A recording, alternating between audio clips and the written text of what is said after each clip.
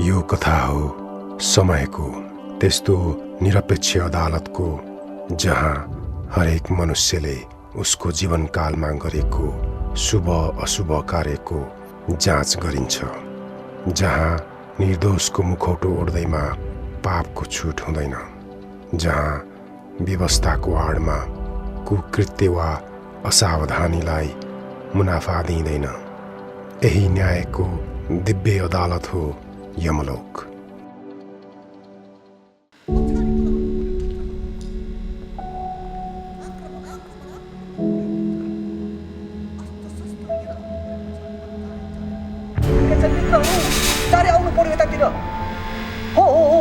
सिरमा भागे भागे भागे।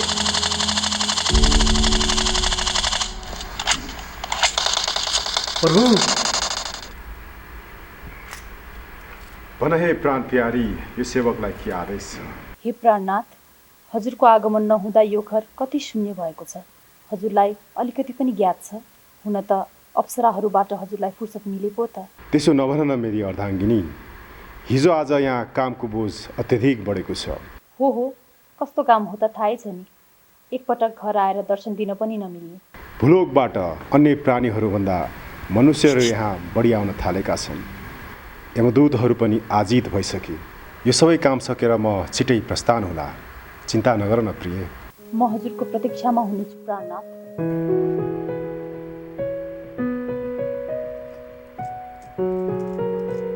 यो कारणले गर्दाखेरि मेरो वैवाहिक जीवन नै खराबमा पर्छ।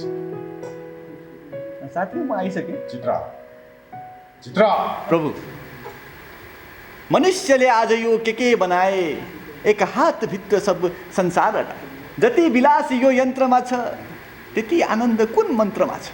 म सोच्छु आजै भूलोक जाउँ, अपार सुखको लाभ उठाउँ। बित्ने भयो जुनी मेरो मृत्यु गनेर, कर्तव्य हो सुखको मन्त्र भनेर। हे देव, मलाई प्रेम गर्न दे, यी आँखामा मलाई चल्न दे। हे चित्र, यो कस्तो चित्र? चित्रगुप्तभित्र भन, को आयो पापी, को पवित्र? भूलोकबाट तिनजना आए, मृत्यु नि कस्तो भयङ्कर पाए।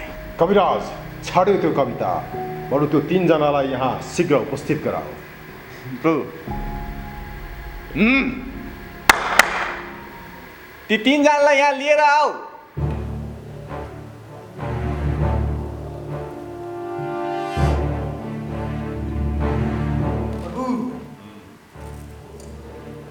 कोहुनी मानिसहरू पृथ्वी लोकबाट ल्याएका हुन् प्रभु। यिनीहरूलाई हजारौँ मानिसहरूको बीच गोला प्रथा गरी छानेर ल्याएका हुन् प्रभु। महापापी हुन् प्रभु, महापापी। गर चित्रगुप्त यिनीहरूको अपराधको लेखाजोखा। कुनै पनि अपराधी यमलोकबाट सजाय प्राप्त नगरी अर्को कुनै जुनी लिने छैन। सत्य भन्नुभयो प्रभु। समस्त चराचर जगतमा यदि कुनै प्राणीले गलती गर्छ भने यमलोकमा आएर अवश्य पनि सजाय प्राप्त गर्दछ।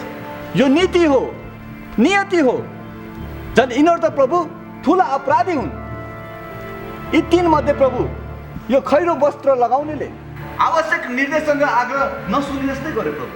यो बिचको निलो वस्त्र लाउनेले प्रभु अरूको दुःख नदेखे जस्तै गर्यो, अनि कालो बजारी गर्यो। छेउकोले प्रभु बोल्नु पर्ने कुरा बोल्दै बोलेन। अब यिनीहरूलाई के गर्नुपर्छ प्रभु, हजुरले भन्नुहोस्।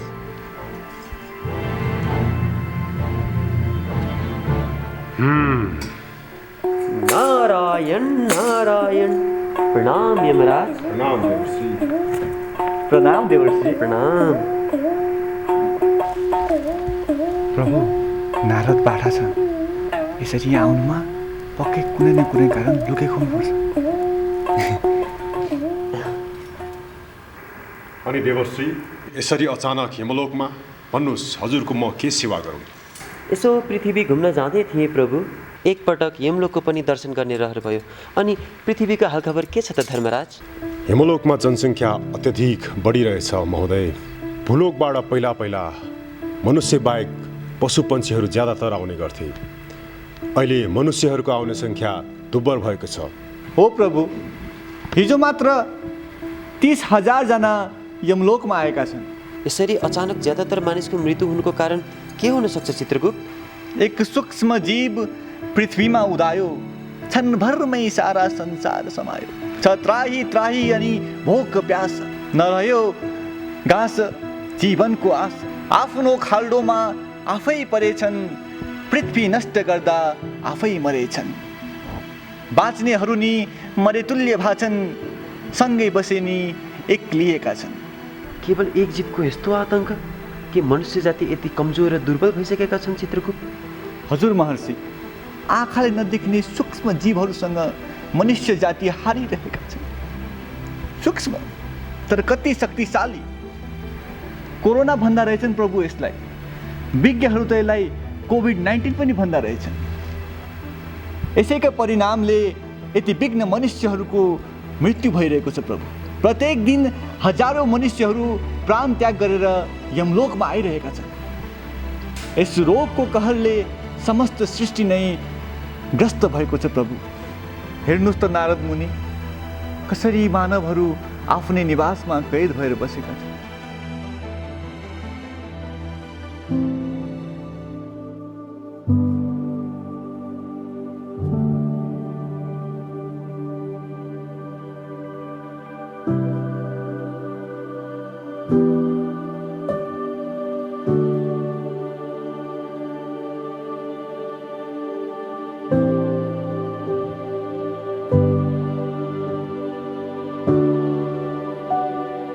हेर त कस्तो समय आइसकेछ।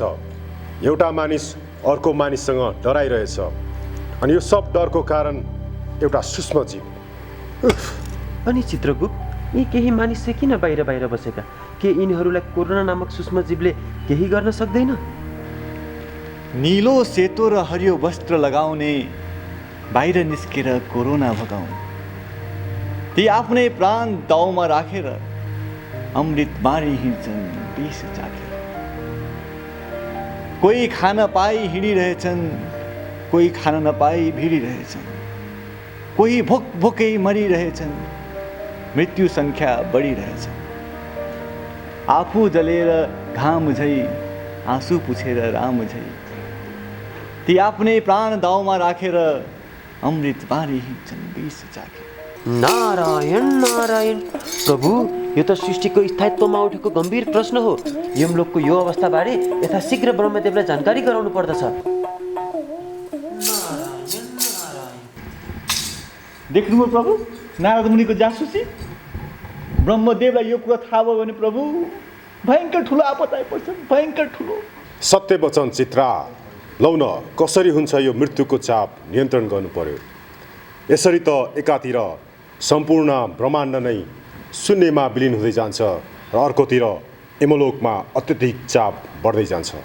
हो प्रभु, बरु यी तिनलाई पनि एक मौका दिएर माफ दिँदा यमलोकको चाप नि कम हुने थियो र हजुरको कृति पनि वैकुण्ठमा तीव्रसर फैलिने थियो प्रभु।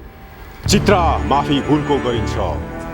लापरवाहीको एकमात्र परिणाम हो मृत्यु। हिसाब गर यिनीहरूको अपराध र बनाऊ यिनीहरूलाई सजायको उत्तराधिकारी र सोध सजाय पूर्व यिनीहरूको अन्तिम अभिलाषा के छ।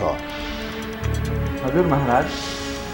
ओ मनुवा, भन तिमीहरूको अन्तिम इच्छा के हो? प्रभुबाट आदेश आएको छ। खैरो वस्त्र लगाउने मनुष्य, तिमी भन पहिले।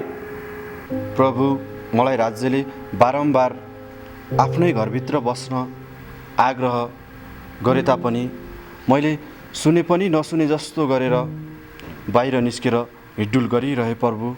यसकै परिणामस्वरूप आज म यहाँ छु र यो सजाय भोगिरहेको छु।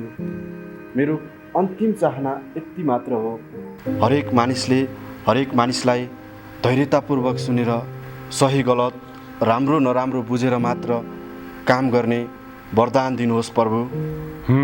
तथास्तु। नीलो वस्त्र लगाउने मनुष्य, तिमी भन अब। प्रभु, मेरा अगाडि भोक र प्यासले लडिरहेका मान्छे देखेर पनि मैले नदेखेको जस्तो गरिदिएँ।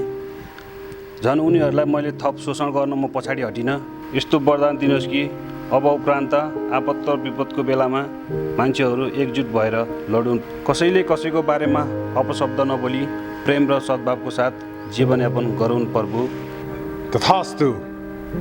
अब तिम्रो पालो, तिमी भन। प्रभु, परदेशबाट फर्केर आउँदा मैले पनि कोरोनाको जीवाणु बोकेर आइरहेछु। राज्यले मलाई खोज्दा म केवल डरले गर्दा लुकेर बसेँ। यसकारण आज मेरो परिवार र मेरो समाजले रोग बोकिरहेको छ प्रभु। मबाट भुल भएको छ प्रभु। म यति चाहन्छु कि जसरी म अरू मान्छेसँग डराएर बसेँ, अबको मानव समुदायले एकअर्कासँग यसरी डराएर बस्नु नपरोस् प्रभु। तथास्तु। प्रभु, यिनीहरूले नै गरेको अपराध अनुसारको सजाय दिँदा कस्तो होला प्रभु? कस्तो सजाय चित्रा? प्रभु, अर्को जुनीमा यी मनुष्यहरूले पृथ्वी लोकमा रहँदा प्रयोग नगरेका एक एक अङ्ग गुमाउन् प्रभु। जस्तै यो खैरो वस्त्र लगाउने मनुष्यले आफ्नो सुन्ने शक्ति प्रयोग गरेन, त्यही भएर अर्को जुनीमा उसलाई कान नसुन्ने बनाइदियो। यो बिचको निलो वस्त्र लगाएको मनुष्यले आफ्नो हेर्ने शक्ति प्रयोग गरेन, त्यही भएर अर्को जुनीमा यसलाई दृष्टिविहीन बनाइदियो। यो छेउको मनुष्यले आफ्नो बोल्ने शक्ति प्रयोग गरेन प्रभु, त्यही भएर अर्को जुनीमा उसलाई नबोल्ने बनाइदियो। उचित बोल्यो चित्रगुप्त, यिनीहरूको सजाय यही नै हुनेछ।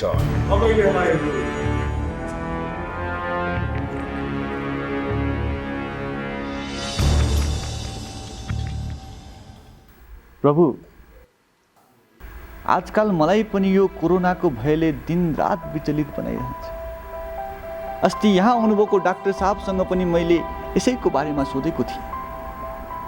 उहाँले भन्नुभएको अनुसार आफ्नै निवासमा सुरक्षित बस्नु, निरन्तर साबुन पानीले हात धुनु र अति आवश्यक कामभन्दा बाहेक घरबाट बाहिर ननिस्किनु नै यस रोगबाट बच्ने उत्तम उपाय हो रे प्रभु। तर प्रभु, मलाई एउटा कुरामा बडो दुःख लागिरहेको छ। निश्चिन्त भएर भन चित्रगुप्त। प्रभु, ती डाक्टर पनि यही कोरोना नामक रोगबाट मनुष्य जातिलाई बचाउँदा बचाउँदै मृत्युवरण गर्नुभएको रहेछ। उहाँलाई यस यमलोकमा देख्दा कतै मैले नै पो त केही पाप गरिरहेको छैन भन्ने महसुस भइरहेको। यो सब त नियति हो चित्रगुप्त। माता पार्वतीका लागि गणेशजीले आफ्नो शिर परित्याग गर्नुभयो, तब त उहाँ गणेश नामले 14 भुवनमा परिचित हुनुहुन्छ। मृत्यु निश्चित हो। म मात्र यति गर्न सक्छु कि कोरोना विरुद्ध लडिरहेका यी वीर योद्धाहरूको म निश्चित समयको लागि आयु थपिदिन सक्छु। भूलोकमा कोरोनाको कहर रहन्जेल यसको विरुद्ध अग्रपङ्क्तिमा लडिरहेका वीर योद्धाहरूलाई यमलोकमा नल्याउनु पृथ्वीमा उनीहरूको अत्यन्त आवश्यकता छ। चित्रगुप्त, अहिले पृथ्वीको अवस्था कस्तो छ मलाई देखाऊ। जो आज्ञा प्रभु।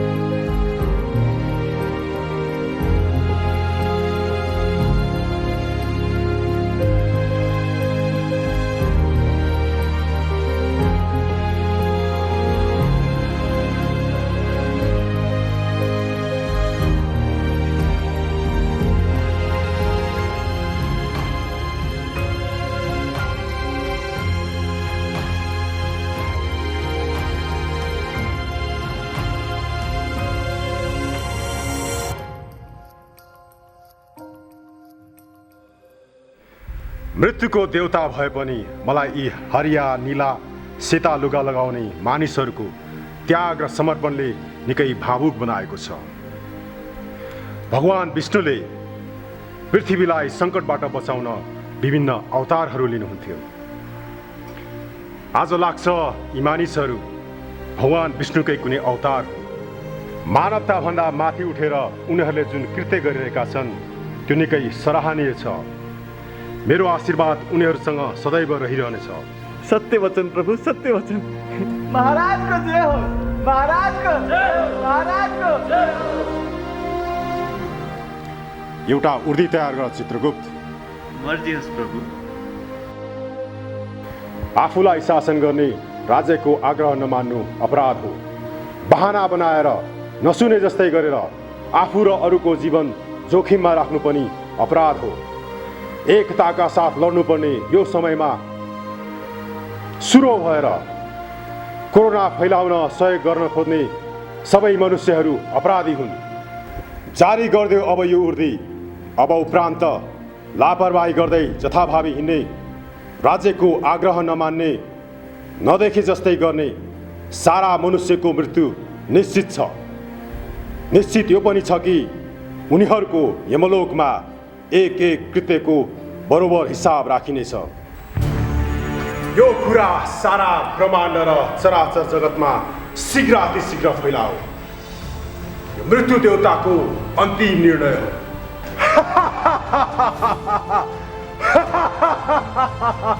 प्रभु की जय, प्रभु की जय, प्रभु का जय।